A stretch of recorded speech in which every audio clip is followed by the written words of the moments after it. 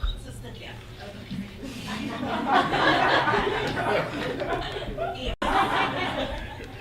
Dudu's the very best at this.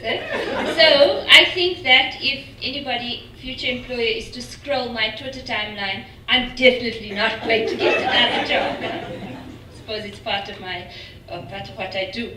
So I've come here today as a successful affirmative action or employment equity candidate and to share some of those experiences with you. Usually when I say this, people, black and white, shy away because you're not supposed to say that you're an affirmative action candidate. In fact, I think that's what disses this very good policy, is that we refuse to own up to being its successors. So that's how I speak to you today. I hope that you won't be offended by some of what I say, but I'm happy to field questions afterwards. So I'm so tired of the following statement. A good black is just hard to find. How long am I hearing this shit for? Well, a long time. Because speaking up, I found, is really not that easy. So where did I first hear it? In about 1999, I went to work for the Financial Mail, which is a red top, an elegant magazine, news magazine.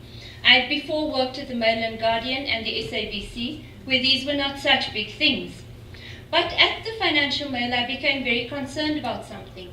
All the columnists I counted every day were white, and they were usually male. So why does this matter? Remember that this was an era before Facebook, before Twitter, where we could get our opinions out into different formats. I know Dudu has cracked that market very, very well. So public intellectuals influence and shape thought, and they perhaps shape policy. They shape workplace policy, and they certainly shape national policy. What are we saying about knowledge production, I said to my colleagues, when the only people in charge of our opinions are largely white males? We just can't find any good black people, they said. So I drew up the little black book, which is now a staple in the Financial Mail every year, to try and show that in fact there are many people who just need to look for them, and look for them in the right places. It wasn't that hard to find good black people.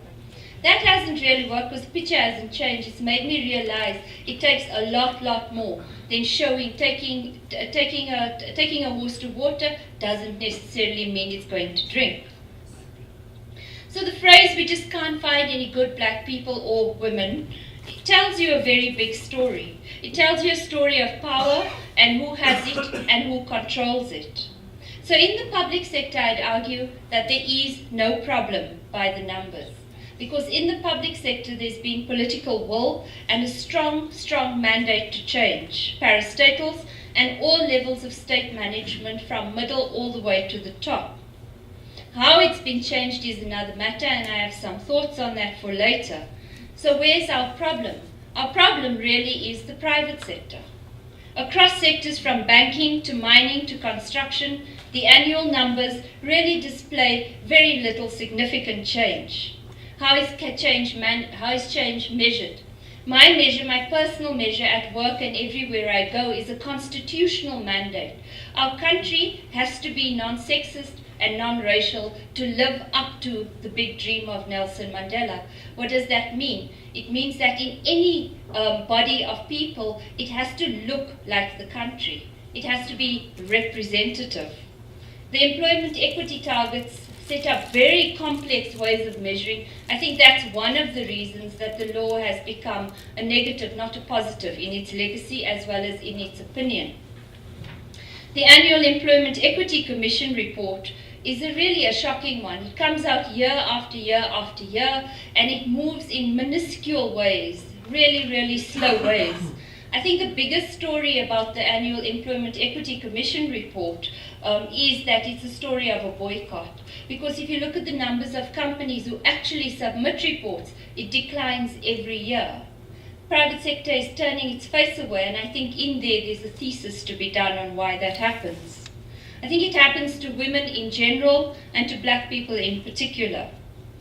One of the reasons, I think, is because of how we use the term non-white. I can't quite believe that I've been having fights on Facebook, on Twitter, and generally in various mediums on why people should not call me a non-white. people say, no, but it's just a term. You can call me non-black if you want to. And I said, no, but it's not. It's much deeper than that. And I realized that this is a big part of why we are never going to crack this one. And I'll tell you why. But first, a little bit of history. So the term non-white has got incredibly painful memories for me. They're the memories of a mother who took her little boys onto a bus to take them for drives on a Saturday and Sunday. There were certain numbers of seats available on buses. And the bus her little boys would run around the bus as they do, and then they would be shooed back into their places in the world by a conductor. My mum, I suppose, in her early ways, really tried to shout at them and say they're just little boys. But I think in the way that story is told down the generations of our family, it's very painful. Those were the seats for non-white people.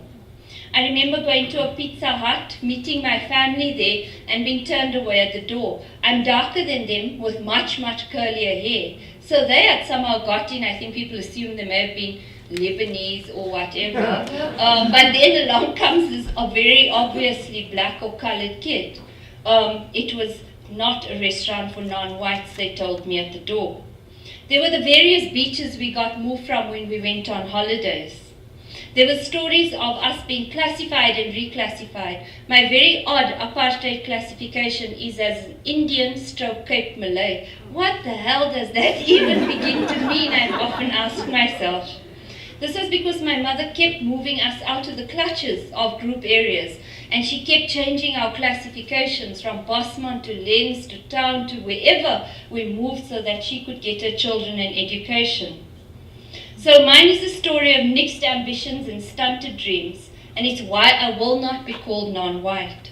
This is a colored life. It was lived on the edges of a white world. For black African people, I know that it was much, much harder. So don't call me non-white. And I find myself surprised to have this tussle quite regularly in the 21st century in 2013. Why is this still a problem, and why is it relevant for where we find ourselves on employment equity? I think that if you use the term, if you still believe in a world shaped like that, it means that white is the standard bearer, because everything else is non. I think it speaks about a generational lack of conscience. Most of the people I tussle with are young. And I think what they're saying to me is, we weren't a part of apartheid. These words mean nothing. And that may well be right. But why don't they know? Because our history still lives with us. It's a story of parents who did not teach their children about the sins of apartheid. And it's a story, I think, of young people who have no sense of generational privilege and who feel themselves punished by the post-apartheid period. It's why I've learned that the world actually doesn't change unless you go and change it. Nobody is going to give you freedom on a platter. Remember that Nelson Mandela was a very, very successful young Xhosa lawyer before he became a revolutionary and an activist. He could have continued in his law firm. It was very busy and he was actually quite well to do. But he realized that larger change wasn't going to come unless he didn't do something about it. And so what's the impact of these ways that we see the world? I think that networks are still fairly impermeable. Networks haven't changed sufficiently. Where power gets shifted, where impacts get made, where influence gets shaped, it's still pretty old world. I think the standards of judgment are also one-dimensional. So what I've learned at Media 24, a company I love and where I work for now, is that there's a way of doing things that's often unsaid and it's not taught to you. It's taken me a good 5 years to learn how to be successful in that company. I often think that young black people coming into it, they need formal induction into these ways. At my own work, again, it's a topic I have, a discussion I have with them very, very often, is that employment equity and equity in general is classified under risk and regulation rather under future planning and scenario planning. If you see something as a risk, you're going to be anti it. It's something you have to mitigate against, not something that you have to be for. Okay, so this one is for the women in the room, and it's called the JZ effect. And why perhaps you're not going to get forward as fast as you might like. So everywhere I look, there's a man marrying lots of women. So I look in the Isolezwe and the Daily Sun in City Press, and every time there's a celebrity wedding, it's very often multiple marriage. I see it where I live as well, Mayfair and Fordsburg, or at least where my mom lives. Suddenly polygamy is on the rise again. It's become popular. I know it's a right. It never used to be such ingrained practice when I was growing up. The other thing, having a girlfriend or 3 and a mistress also. I call it the Vavi effect. A Makatsi and a side chick, a first lady, a second and a third lady. So why does this matter? Not just about your love life. I think it's about the dominant image of women in South Africa. So for a while there, the dominant image was the CEO, the minister, the leader, the African Union chairwoman. That was what our role models were. Now, not so much. If you cast your eye over popular culture, be it Facebook, be it Twitter, be it newspapers, be it media, it's very much these other new forms that I call a new patriarchy. I think it's going to make it extremely hard for women in general and black women in particular to get places, especially in the private and the public sector. So, okay, if you've agreed with me till now, this is where you're going to stop agreeing with me, I'm sure. And if you haven't agreed with me till now, this is where you are going to agree with me. I think that paid deployment is giving all black people a bad rep and a bad, making it hard for you to get ahead. Why is this? So what is paid deployment, first of all? It's the ANC policy to change the levers of how the state looked, how the private sector looked, as well as how the public sector looked. So they put activists, people, cadres from the movement into important levers. Having worked at the SABC, I guess as one of those cadres in the early 90s, it was very, very necessary policy to make those changes. Now I think that policy is right out of the door and it's doing us as South Africans a major disservice. An example, 48 municipal managers do not have the correct skills for their highly complex jobs. Only 48 municipal managers do have the right skills for their highly complex jobs of managing local councils. That's 48 out of 183. It helps you explain why our councils are in the big mess that they are. If you look at who the other people are, they largely are cadres who didn't make it onto electoral lists, who then become senior civil servants. It can't work.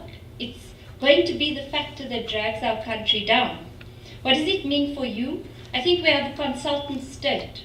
The only people really making big money at the moment are the big 4 accounting and auditing companies because they basically are running the government. There's a shadow state. And I would say that it's crowding you out. It's crowding out people who need to get places, black people, women in general, because actually there's a cadre who's going to get that job. So I get this a lot at City Press. I applied for that job 10 times and I'm not even making it to the interview list. I've got every qualification.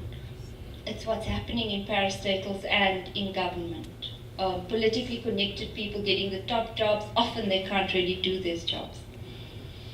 I think the inferiority complex and natural black reticence is not doing us any favors. It's probably not a problem for many of you. I know for me it was a big, big problem. It took a lot of work to get me to speak out, speak up, know that I had the answers. And this is really about where I come from. Because if a system has told you since you were little that you are people of a lesser God, really you begin to believe that rubbish at some point. And it takes personal work as well as confidence building to not do so. I do think, for me at least, it has meant toiling doubly hard and having to get over it and be confident and to put yourself out there.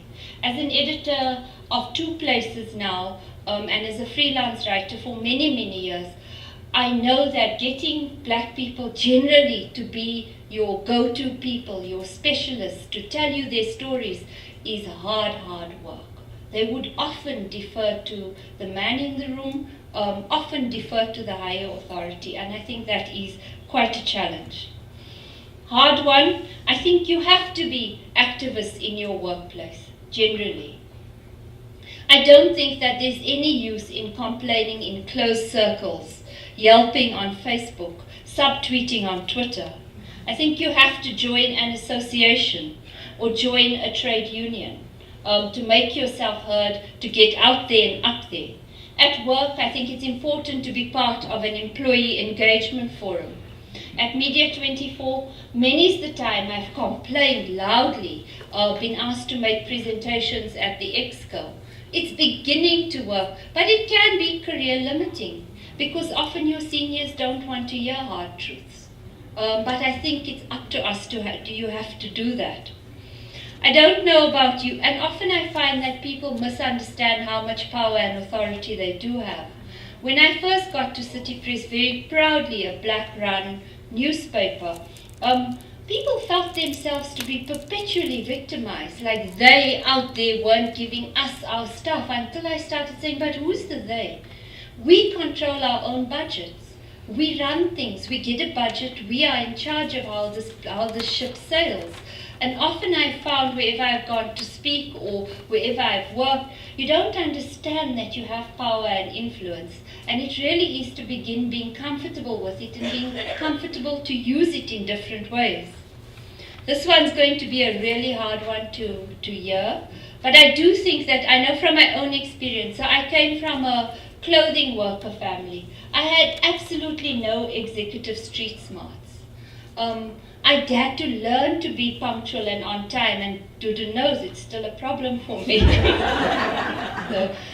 But with my colleagues, I found things like running a meeting, having an up-to-date CV, doing my reports on time, doing it brilliantly. These are executive smarts that don't come naturally. They weren't in your bottles like they are for many people. They have to be learned skills and learned very, very quickly to be successful. And once you are in, I think that it's very important to realize your role. Those of us, I think perhaps for the next 10 to 20 years, are the stewardship generation. We can't just be there for ourselves, for our own lives, for our own lifestyles. It's up to us to pull other people up with us and to open the doors of empowerment. I do think, and I've seen many times, there is a danger of assimilation into an existing culture which is closed and old, and so you just become a fellow traveler on a road that you really don't like. It's up to you to change direction, to change the course. I think crony systems, as we've seen in the past couple of years, are entrenched and almost impermeable unless you don't smash windows, smash glass ceilings. Look at the construction cartel, the glass cartel. Look at the Goldfields BEE deal. A travesty if ever I've seen one. Because what did the CEO do? He went to go and get Gayton and Kenny to run his empowerment plans. There are better ways of doing these things, and often it's up to the black execs in the room to do that, and the female executives as well.